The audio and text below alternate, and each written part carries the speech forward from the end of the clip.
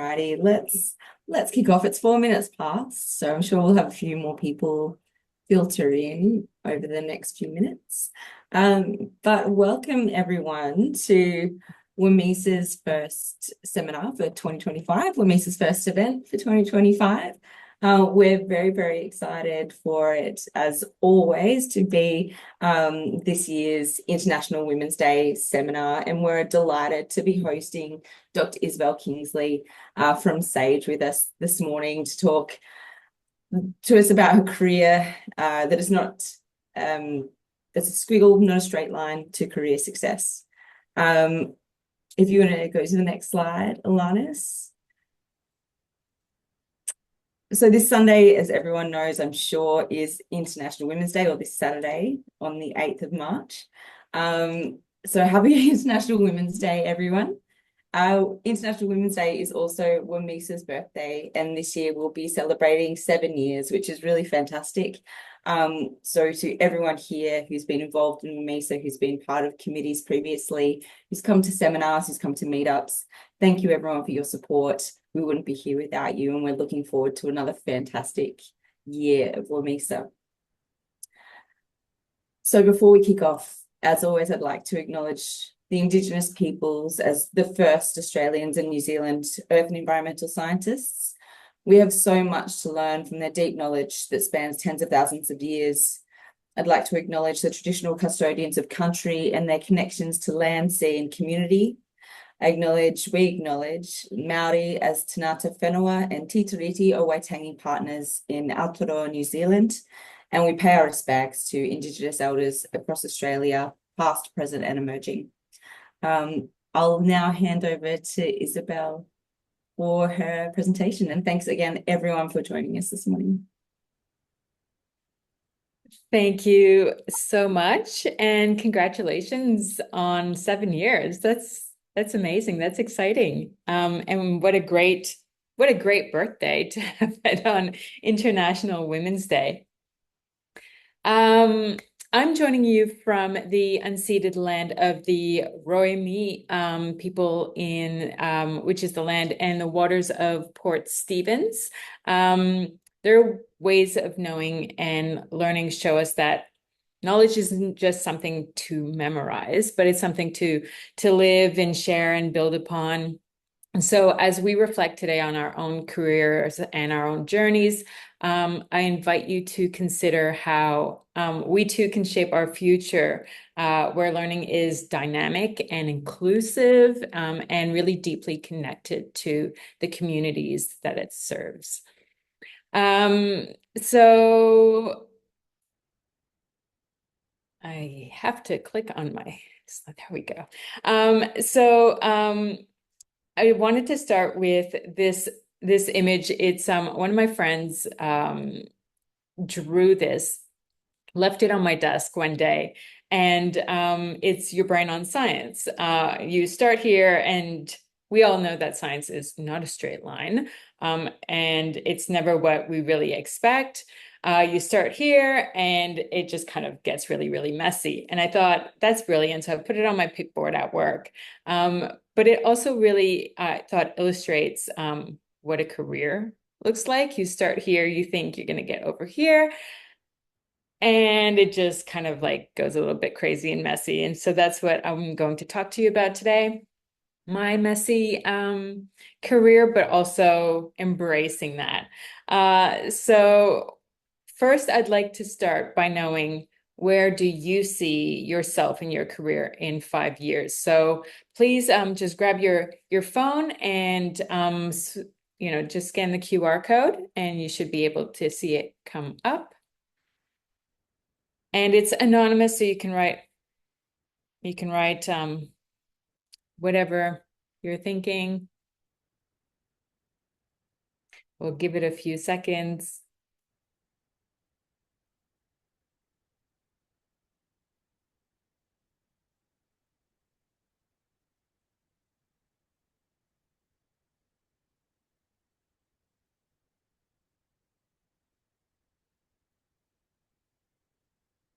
Okay, so we've got geologists in the mines, hopefully. STEM education coordinator, being promoted to the next level with an ARC grant. Yeah. The life of a scientist, part-time mining, balancing families. So I've seen like young children, family, PhD student, science communication. Nice. Maybe a lecturer doing cool science. Okay, so at the same time, this is useful for me because I'm getting a sense of, so we've got geologists working in kind of like applied out in the field. We've got people working in academia or doing academic kind of related stuff and work, and then science communication and education. So cool. Okay. We still have a few people writing, so I'm gonna give you guys a second. Love that people are still studying. Research fellow. Yeah.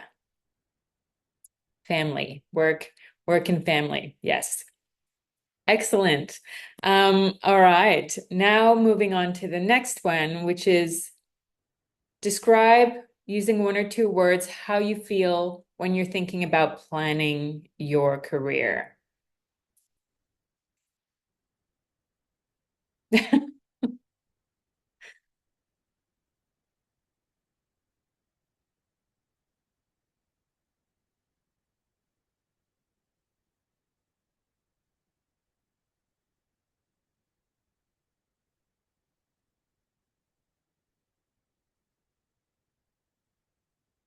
Okay. So we're getting things like excited, but overwhelmed, uncertain, scared, not in control. Oh, yeah, interesting. Frustrated. Is it even possible? Unsure, so uncertainty, curiosity, that's a good one. Disillusioned. Oh, makes me sad. But also every time, so every time I ask this question, I get these exact answers from every time. So those feelings are definitely normal. It can be scary and overwhelming and daunting and confusing, and the uncertainty is stressful. But it's also exciting. And you can be curious and kind of like go with it. But yeah, it's all of those things, which can be quite overwhelming. But what if I told you that chances are you won't be doing what you plan to do in 5 years. You're probably going to be doing something completely different, something that you probably can't even imagine right now that you'd be doing. And you're probably going, yeah, sure, whatever, Isabel, but hopefully I might convince you otherwise. So the career plan question implies that you need a plan. So where are you going to work? What will your job be? How are you going to progress? And that's not really reality. So 10 years ago, if someone had told me that today I'd have done a PhD and I'd be working in gender equity, I would have laughed and said that they got their wires crossed. They got the wrong Isabelle Kingsley, because that's not at all where I was going with my career. I was on a completely different path. But my career has been full of surprises and twists and turns. And that's why now when someone asks me, where do you see yourself in 5 years? I say, wherever my goal takes me. Because now I have a different approach to thinking about my career and what I want to do that I want to propose to you today. And that's to think of your career as a broader series of opportunities towards a goal that you want to achieve, the why or the intent behind your career. And I'm not talking about a goal as in like status or titles or salary goals. I'm thinking more like the kind of goal that the kind of thing that you aspire to achieve. So what imprint do you want to leave on the world? When you're 80 and you look back on your life, what will you be proud that you did? So I'm going to, okay, sorry. So I'm just looking at what the next slide is. So 7 years ago, I had an epiphany. I was sitting in a little Mexican cantina in Arizona in the US. Tara was there actually. I was attending an astrobiology conference, and it was the last day of the conference. We all went on a field trip to the Grand Canyon. Um, and on our way back, we stopped for some margaritas and some corn chips. And I was chatting with my friends about the way STEM subjects are often taught in schools, passively learning and remembering facts and information rather than actively and creatively solving problems and doing real science.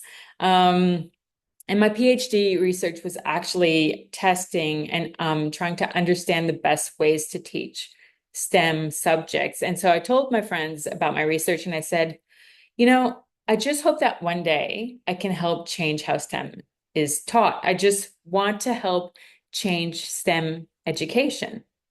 And then it's like the penny dropped. That's what I wanted to do with my professional life. Like that was my goal. And I had always had that had always been there, but just saying it out loud in that conversation just made it clear. I was just like, oh, I want to change STEM education. Cool. So how am I going to do that? Um, so I guess I've always been an educator at heart. This is little me. I always loved school. And this is me in year 3. At the time, I was working on my spelling, um, making sure my handwriting was just perfect. Um, so yeah, really, I loved school. I loved my teachers. They were always really lovely and helpful and kind, and they taught me interesting things, but they always challenged me to work on hard things and helped me discover my talents and my interests. And at a very early age, I wanted to be like them. I wanted to be a teacher because I thought they were the best.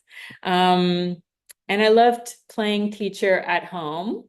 And of course, a teacher needs a student. My brother was my student. He didn't love it as much. So that's him right there.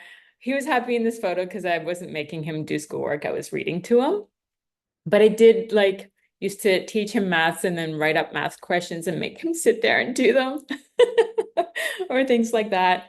But we would also do fun things like go outside and explore bugs and animals. And my parents were great at kind of encouraging me and helping me come up with ideas and stuff like that. So the love of teaching followed me through high school. I became a swimming instructor and a CPR and first aid teacher. And I had some really amazing mentors, even at that young age in high school, who encouraged me to follow my passion, taught me the ropes and helped me get the certifications that I needed for those courses. So when it came time to decide what I wanted to do after high school, was a no-brainer. I studied to be a teacher. And the plan was that I would be a teacher, teach for 30 years.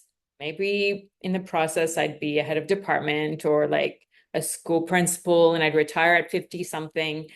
I had it all planned out. So my first years as a teacher, though, were quite eye-opening. Of course, I loved it. I found it very rewarding. I loved doing all the things that my teachers had done for me, like helping students learn how to learn, having a hand in really, shaping them and helping them to grow, and challenging them to do hard things and kind of watch and be proud of their accomplishments.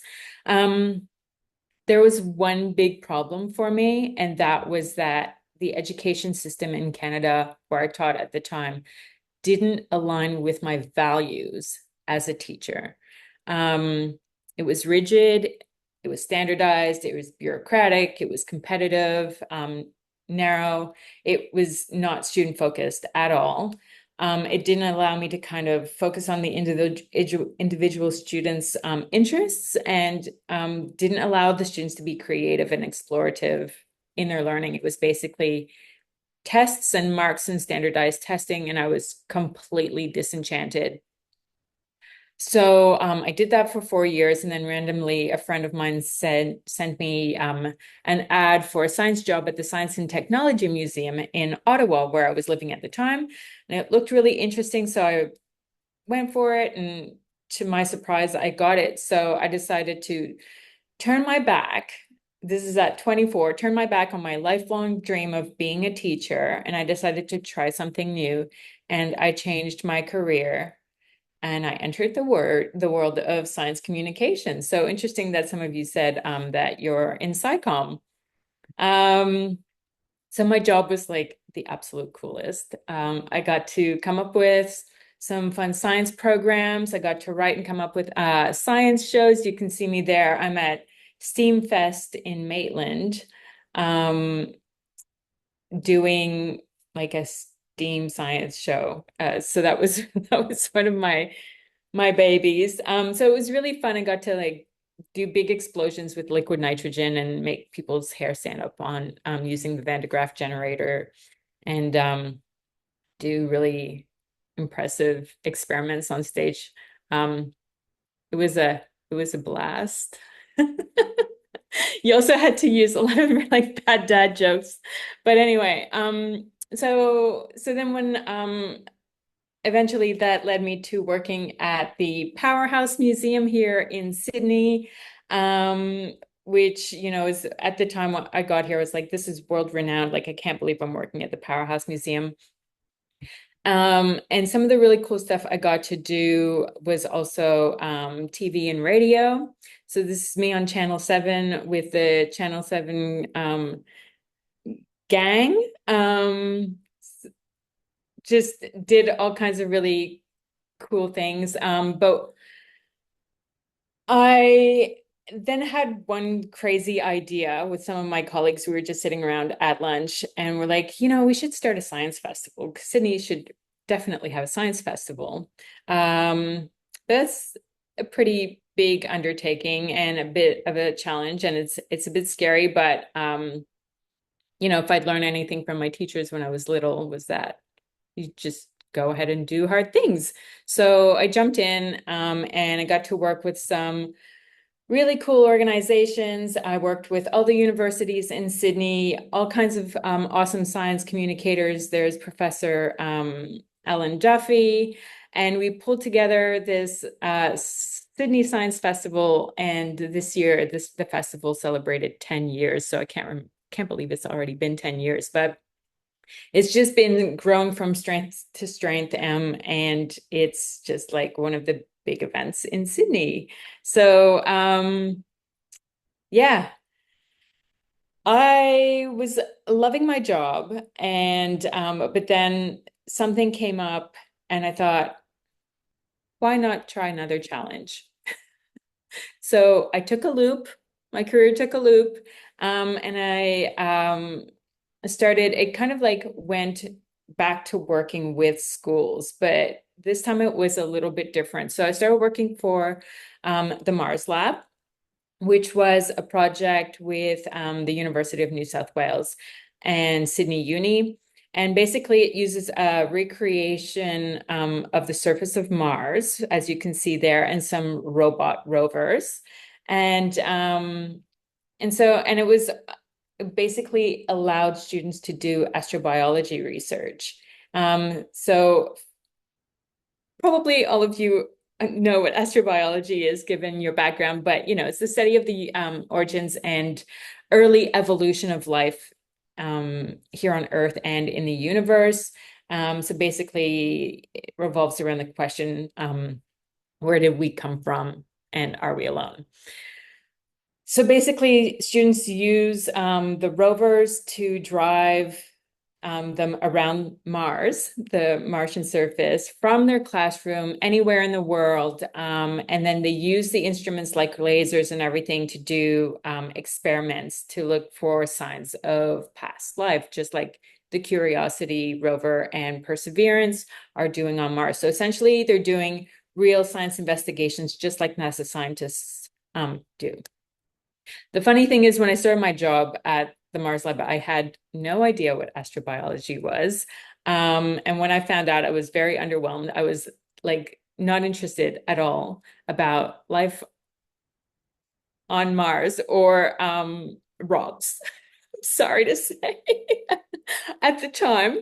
And so I was a bit disappointed with the job. And I was underwhelmed, and basically I had no idea that it would turn out to be the most amazing and influential experience of my life. So um, basically my job was to create the resources for the teachers and the students to help them do real science experiments.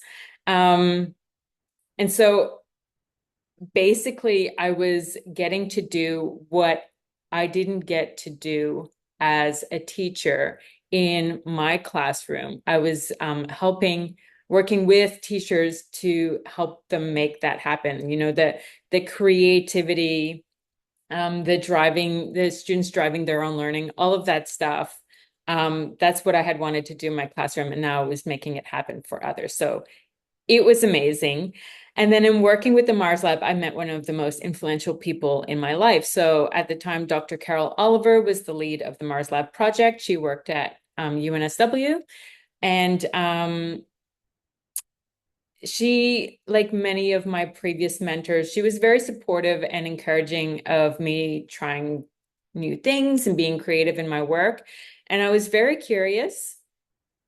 I wanted to know if the resources that we were creating were making a difference to the students and the teachers. So I had questions. I wanted to know, like, are the students learning? What are they learning? Is this changing their ideas of how science is done?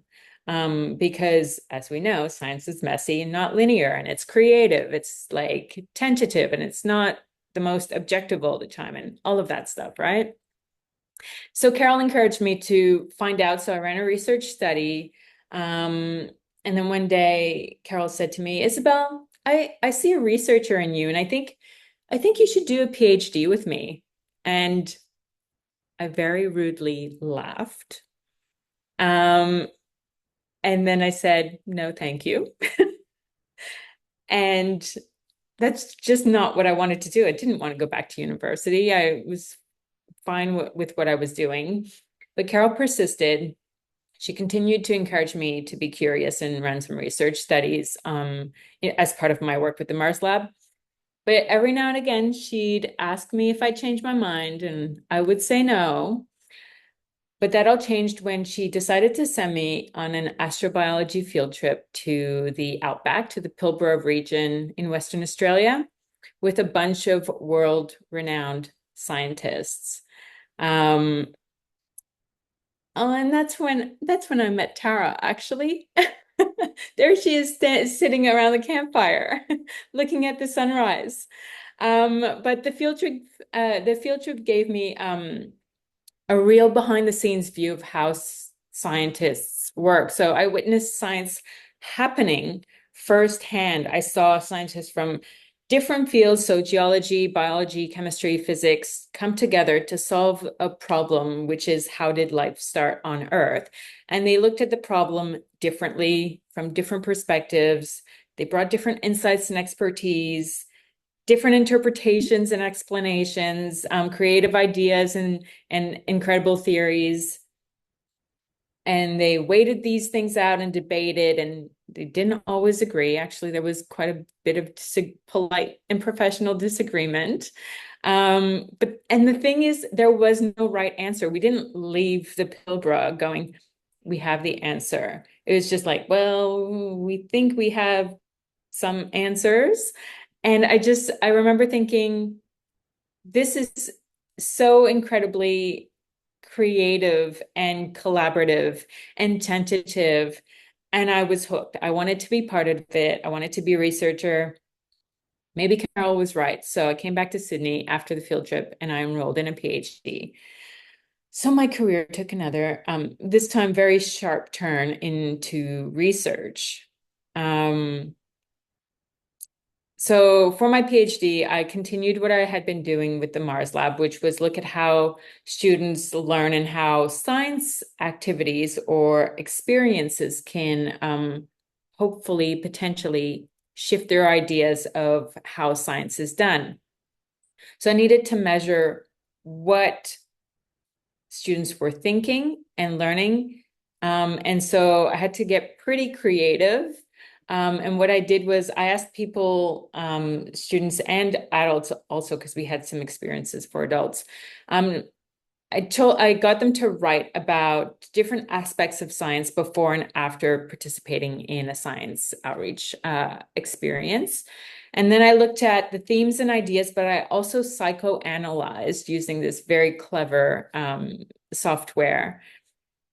Um, what like how people thought about science in their responses, and that gave me some pretty good insights into their unconscious or implicit thoughts. And I was able to find out that after a science activity where people were able to be exposed to how science is actually really done and it by real scientists, they were confused in a good way because it kind of challenged their existing misconceptions of what science was like. So that was my exciting finding. But I found that answering questions and being the first to know, that was what I really loved about research. I could hardly contain my excitement when I had data coming in from an experiment.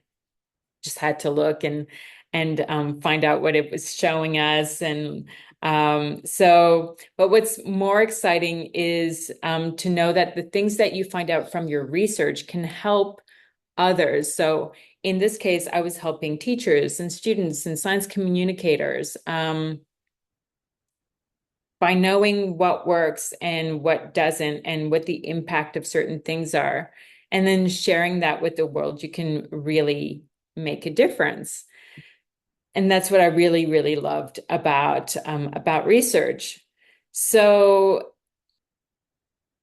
um, after my PhD was finished, I took a slight curve in my career path. I wanted to be a researcher, but I ended up in gender equity research and policy because what I liked about research was that it could influence change and have an impact on things. And so I thought, well, I can do research. This job came up. I don't know if you guys know Professor Lisa Harvey-Smith, but she was the Women in STEM ambassador for the Australian government, and she put together a team. And so I worked with her as a researcher. So this is our team shot when we first started. But basically, there's my job was to look into the different issues and barriers that come into STEM and understand why they're barriers and how we can remove them, both in education and in the workplaces. So in workplaces, for example, women face a lot of barriers at work, like lack of inclusive employment policies, gendered parental leaves. Those who are parents in this session, you'll probably know that gendered parental leave and carers leave that target women as primary carers is like an issue, obviously, for women's careers. But poor career progression, lack of diversity in senior leadership, it means that women in STEM jobs leave more than men. They have more fixed term contracts and casual jobs, and then they're less likely to progress to leadership roles. There's also things like unconscious bias that can have negative impacts on careers of women and also underrepresented groups. So unconscious biases are basically shortcuts that our brains make to speed up decision making. So they can really mess up the decisions that we make without us even realizing it. So removing names of gender and names like first names and gender pronouns on applications works really well to overcome this sort of bias. So one of my jobs at the Women in STEM Ambassador was I did a study with 4 research organizations. One was ANSTO, one was CSIRO. The other one was Astronomy Australia Limited, and then one was NCI, which is National Computational Infrastructure, at ANU. And so basically they're big research organizations, and we tested anonymous evaluation of proposals for scientific equipment like telescopes, supercomputers, neutron scattering beams, things that scientists need. So they're like ARC grants, but in terms of scientific equipment. So we used a system where we removed the names of the applicants. And after anonymization was put in place, at AAL, we saw that proposals from women like that were led by women had a higher success rate than those of men. So it had a significant impact at the Astronomy Australia Limited. But a really cool finding that we didn't expect was that anonymization boosted the success rates of early career researchers, which, as we know, are a lot of women. There's a lot of women in those early career research roles. So because that assessment was based, the assessment of the proposal was based on the science and not the scientists and their previous career accomplishments, which we know can be gendered, that led to those really interesting results. I also led a study that looked at trends over time in grants given by the ARC and the NHMRC. So the NHMRC is the National Health and Medical Research Council, and the ARC is the Australian Research Council. And so looking at 20 years of research grants or awarded research grants, we found that women lead more team grants than solo grants, or what they call sole investigator grants. And women lead more gender balanced teams than men. Which I wasn't super surprised at that. But we also found that there are gender differences. So fewer women receive grants than men. Again, not a huge surprise. But when we looked closer and compared it to the workforce, we found that this is because there are fewer women researchers, meaning there are fewer women applicants, in turn leading to fewer women receiving grants. So what we weren't expecting was that gender differences in grants mirror the workforce. So the problem isn't bias in the grant assessments, it's the imbalances, the gender imbalances in the workforce. So these insights were like really important to influence changes in policies. And this is like what made my job amazing, is seeing that impact. So ANSTO, CSIRO, NCI, AAL, they all changed, the ones that did the anonymous review study, they all changed their policies to continue doing anonymous review from now on. So that's brilliant.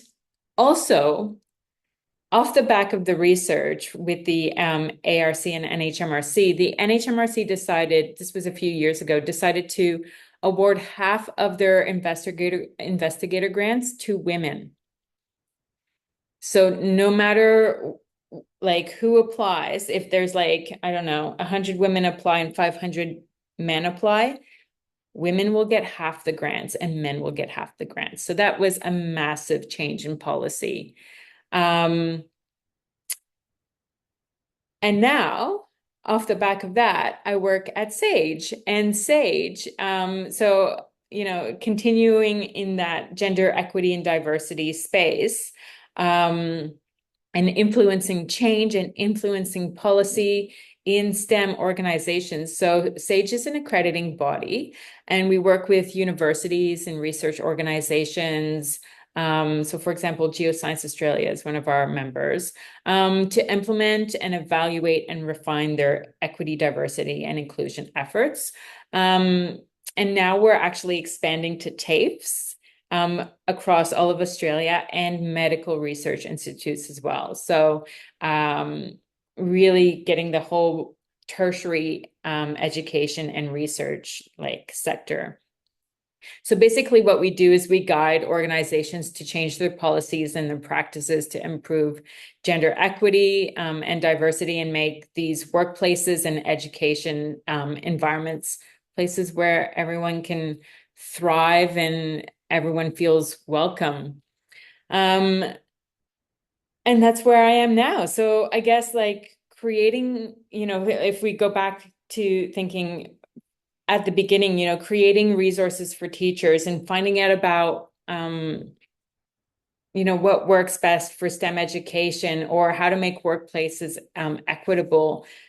All of that can really make a difference and help create change in STEM. So I guess one thing to remember is more important than a career plan is a career goal that evolves with you. So my goal started with a passion for education, but it's grown to include making STEM more fair for everyone. So over time, I realized that changing STEM isn't just, about changing the classroom. It's about the entire system, who gets in, who stays, who thrives. So every job I've had has contributed to this, whether through education or through research or through policy. Your goal doesn't have to be rigid. It can grow with you, but it does guide the opportunities that you take. So I want you to have a think about your why. What's something that you aspire to achieve, or what are you good at, or what do you have a natural knack for? What makes you tick? What excites you? What imprint do you want to leave on the world? Have a think in a couple of words, throw it up there. Again, this is anonymous, so you don't have to be afraid to share.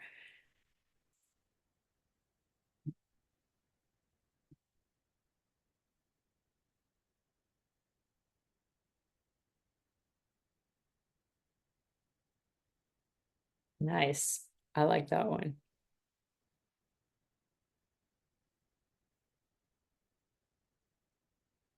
Oh, that's nice.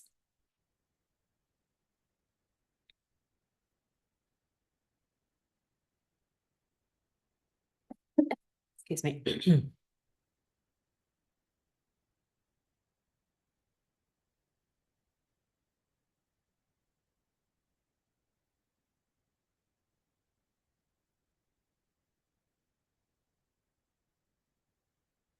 I love all of this.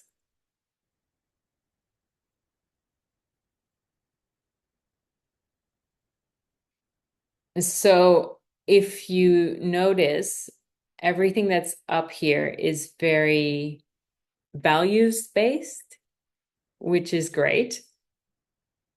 Um, it's big picture.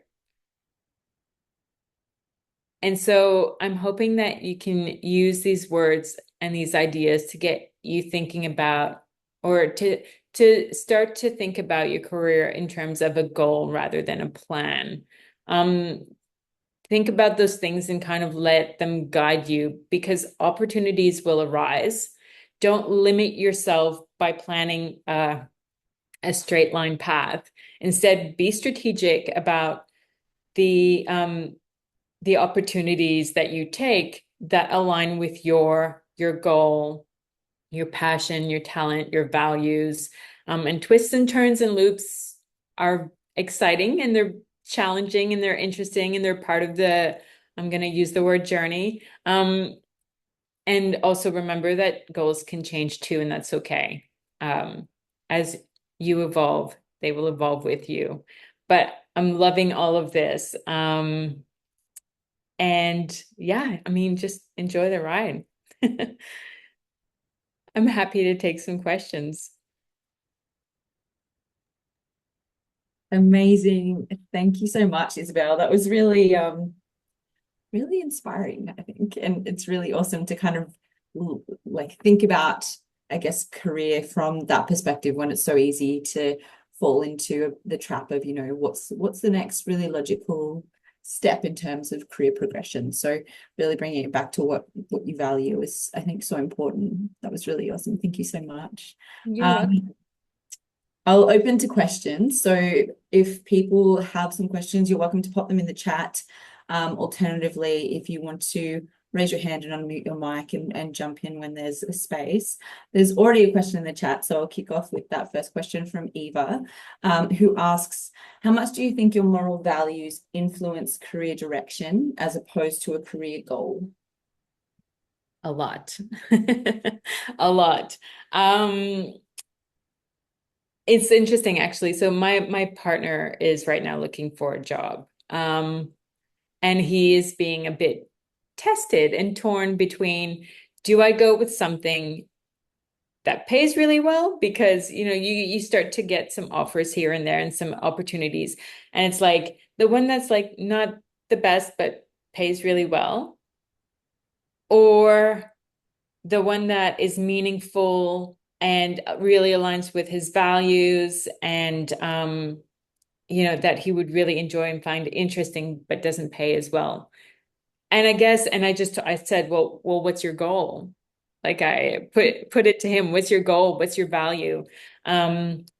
Because if his goal is more aligned with, if his career goal is more aligned with like family and being able to, for example, send his kids to like this school or whatever, then maybe the less interesting but high paying job is the right one for him to take. But if his career goal is to, make a meaningful impact in this sector through by doing this, this, and this, then maybe the other one is right. And he just has to kind of go with his goal and his value. So pretty much that's where it is. Fantastic. It's a challenging one for sure. And I guess Yeah. yeah. We have a question from Mel in the chat. I might just throw to whoever has the questions rather than everyone just hearing my voice all the time. So Mel, did you want to unmute and ask your question? If you can. Oh, you're in live. Okay, I'll read out Mel's question. Mel said, in certain parts of science/mining, some men react very badly to initiatives designed to increase equality and equity for women. Do you know of any good ways of helping men see that gender equity is good for everyone? Yes, we're seeing that narrative more and more in politics right now around the world. There is a lot of pushback around people, especially men, perceiving that gender equity is unfair because it is advantaging some women or whatever it is, because diversity is not just gender, but we'll stick to gender for now. They see it as advantaging some and disadvantaging others, and so it's unfair, and they push back on that. And actually, my team and I have been talking about this quite a bit. How do we shift the language to something that's just more around fairness for everyone, respect, feeling like the sense of belonging, safety, all of those words, move it away from like gender equity and like a women's issue, because often people think gender equity is a women's issue that women should fix. And it changes the focus to, like, for example, changing parental and carers leave policies to remove the assumption that the primary carer is the woman, and to allow either like someone from any gender to be the primary carer. That is a massive step forward, because that's not gendered. It's any gender can be the primary carer. But in the background, what that's doing is changing the culture that women are the ones who have to stay home and look after the kids, and shifting that to parents can stay home and enjoy their kids while they're young, either parent, and so that's fairness. It's not changing things to make things better for women. It's just changing things to make it better for everyone. And changing that narrative helps with that pushback. Yeah. And the next question comes from Aditi. Aditi says, "Hi Isabel, thank you for the fantastic and engaging talk. As an international student from India, I've noticed a lot of confidence issues among female researchers as compared to male researchers that really impacts on the career growth of women in science. How do you think we can deal with this problem with self-confidence?"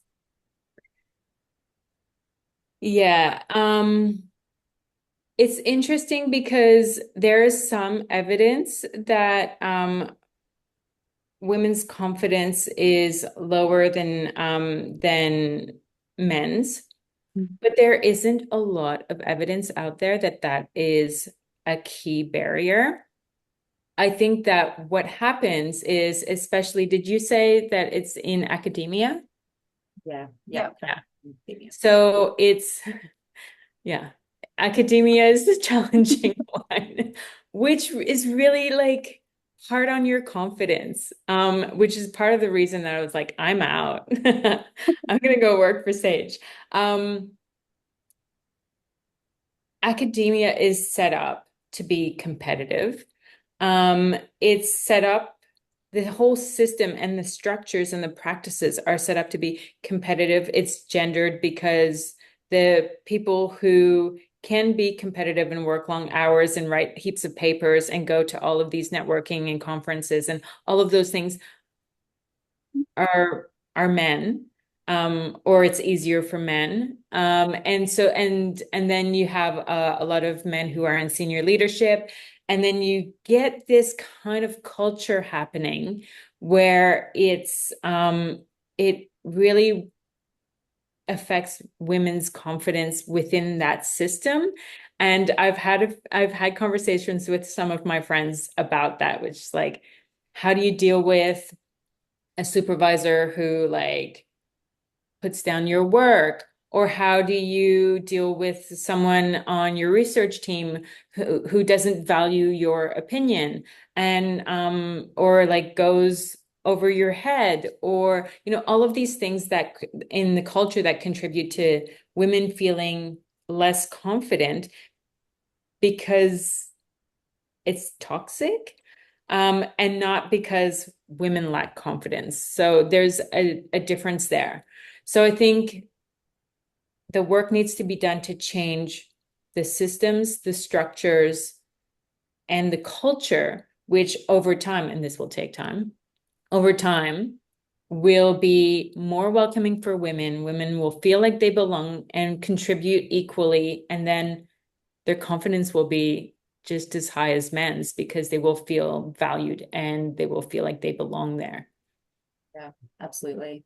What do you think kind of the first big step towards that is from an academic perspective? I think women in leadership. Yeah. Because then you get that trickle down effect. I've been so lucky to have amazing women leaders from, Carol Oliver, who encouraged me to do my PhD with her. But then our head of school at the time was Emma Johnston, who then became Dean of Science, who was then my boss when I worked at UNSW for the Women in STEM Ambassador, who's like, if you don't know Emma, she's now the Vice Chancellor at Melbourne Uni. She's just like an amazing leader and mentor and supporter of this kind of work. And when she was at those top levels of leadership, it definitely trickled down, and there was a shift in not just women's representation, but how women are treated in the culture and the opportunities, all of that. So definitely women in leadership. Yeah, absolutely. Absolutely. We have a couple more questions in the chat that I think we can cover off before we reach the end of the hour. So Urshad has said, the professional life of women in STEM in the underdeveloped world is even more difficult. Is there anything that could be done for women in STEM in those regions through bringing change in policies to improve that? Yes, it is. We forget how lucky we are in Australia. Um, a couple of years ago, I was working on a UN Women gender equality strategy, and it was eye-opening for me because when I went to that meeting, coming in with my Australian perspective, got there and the conversation was around just like girls being able to go to school and having the feminine products to be able to do that. And I just thought, wow, okay. I need to reset my thinking here. So I think for some areas around the world, some regions around the world, it's really like stepping back to just the basics of enabling girls and women to have access to then be able to get the education or the jobs in those fields in the first place. I think that coming from Australia, we can help by providing some of our solutions that work well for us, but really looking at the basics because although we have a lot of work to do here, we're very, very privileged. Absolutely. From Claire, thank you for a great seminar. Mentoring is often credited with increasing confidence and career success for many people. Have you ever utilized formal professional mentoring, and what did the process look like for you? I've never been like formally mentored. The evidence on mentoring is very mixed. So mentoring can work, but mentoring is often associated with like fixing the women kind of idea of like, okay, well, this system doesn't work for you. There are barriers for you. Let me show you how to get around and over those barriers and navigate the system so that you can stay and move up. Whereas what mentoring should be always paired with policy changes. So mentoring is great, and we need, it's great to have someone to look up to or to work with or to support you. But those programs always need to be paired with structural and systemic changes so that you're supporting those women and changing the system so that they can navigate through it without teaching them to just jump over and through. We've got one more that I think we can squeeze in, Sure. and that's from Louisa. Sorry if I've mispronounced your name. Do you think imposter syndrome is actually a real thing, or just another label to make women feel like they're responsible for their feelings of inadequacy in workplaces and a society that continues to blame women for their inequities, for the inequities that they face? Oh, you know what? Imposter syndrome is real. But it's not just something that women experience. Men experience it too. It just depends, again, when we were talking about like the culture and how you feel you fit within this whole space. But I was asked that question, that exact question, when I first started at the Women in STEM Ambassador. I was like 2 days in. And I remember Lisa going to the National Press Club to talk to the whole country about what we were doing as a team. And she was naming off all these projects that I was going to be responsible for. And I remember just sitting there going like, oh my God, I can't do this job. What am I like? I'm an imposter. She doesn't know that I can't do this, but I can't do this. And I did. But sometimes, I think it's just something that we all struggle with. It's not just women, but women might be a little bit more inclined to talk about it or discuss it or be open about it. But it's not something that it's not a problem that we need to fix. I think it's just something that everyone kind of struggles with in a space where you're being challenged or it looks, like that. Those hard things are always daunting, and we doubt ourselves. But yeah, it's not a women's thing particularly. Thank you so much again, Isabel. We are out of time, unfortunately. There was one more question in the chat, so potentially we can pass that to Isabel to respond afterwards. I'd love to invite everyone to join me in thanking Isabelle Kingsley for her fantastic presentation this morning for WMISA for International Women's Day. We're absolutely delighted to have you. It's been a really, really fantastic discussion today. And I'm sure everyone will support me in just thanking you so much and wishing you every success for your year and the future and a fantastic International Women's Day this Saturday.